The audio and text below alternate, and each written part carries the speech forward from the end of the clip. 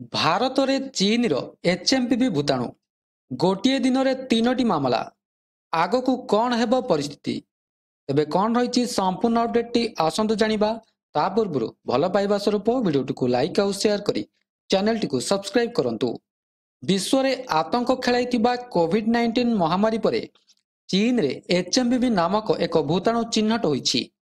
ଏବେ ଭାରତରେ 3ଟି ମାମଲା ସାମ୍ନାକୁ ଆସିଛି। କେନ୍ଦ୍ର ସ୍ୱାସ୍ଥ୍ୟ ମନ୍ତ୍ରାଳୟ କହିଛି ଯେ Indian council of medical research ଯଥା ICMR କର୍ଣ୍ଣାଟକରେ 2 ଜଣ ପିଲାଙ୍କଠାରେ ଏଚ୍ଏମ୍ପିଭି ସଂକ୍ରମଣ ଚିହ୍ନଟ କରିଛି।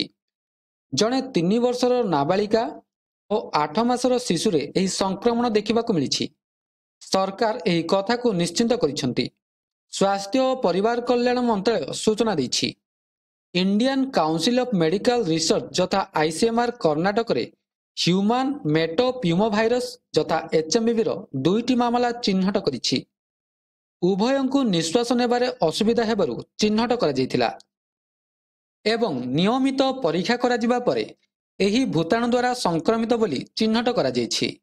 ସାରା ଦେଶରେ ଶ୍ୱାସରୋଗ ଉପରେ ନଜର ରଖିବା ପାଇଁ ICMRର ଅନେକ କାର୍ଯ୍ୟକ୍ରମ ଚାଲିଛି।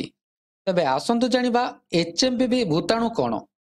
ଚାଇନାର ନୂଆ ଭୂତାଣୁ ମାନବ ମେଟାପ୍ୟୁମୋଭାଇରସ୍, ଯାହାକୁ ଏଚ୍ଏମ୍ପିଭି ମଧ୍ୟ କୁହାଯାଏ, ଏକ ସାଧାରଣ ଶ୍ୱାସକ୍ରିୟା ଭୂତାଣୁ ଯାହା ସବୁ ବୟସର ଲୋକଙ୍କୁ ବ୍ୟାପିପାରେ।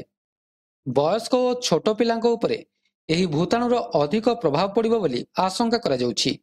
ଯଦି ଆପଣ ଭୂତାଣୁ ସଂକ୍ରମିତ ବ୍ୟକ୍ତିଙ୍କ ସଂସ୍ପର୍ଶରେ ଆସନ୍ତି, ତେବେ ଆପଣ ମଧ୍ୟ ଏହି ଭୂତାଣୁ ଦ୍ୱାରା ସଂକ୍ରମିତ ହୋଇପାରନ୍ତି। ନାକରୁ ପାଣି ବାହାରିବା, ଗଳା ଯନ୍ତ୍ରଣା, ମୁଣ୍ଡବିନ୍ଧା, ଥକାପଣ, କାଶ, ଜ୍ୱର ବା ଥଣ୍ଡା ଆଦି ଏହାର ସାଧାରଣ ଲକ୍ଷଣ ଅଟେ।